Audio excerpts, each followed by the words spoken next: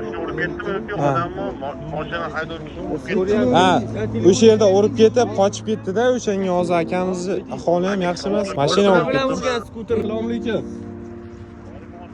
Aka skuterni mashina urib ketgan, mashinani o'zi qochib ketgan, bu yerda aniq skuterchi akaning o'zi bor. Yaxshimiz, yo'q, chaqiraymi, skori chaqiraymi? Mana olib ketdi beshni, zo'r pastlik.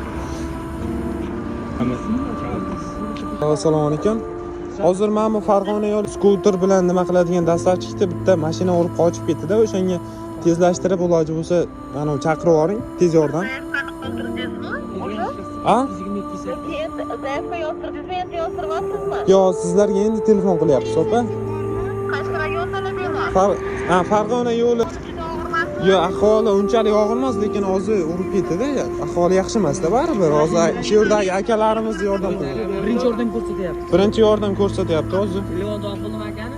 Ha, olib keldim. Yo'q, kelgani yo'q. Biz birinchi marta telefon qilyapmiz hozir. Mana shu nomer. Aha, xo'p.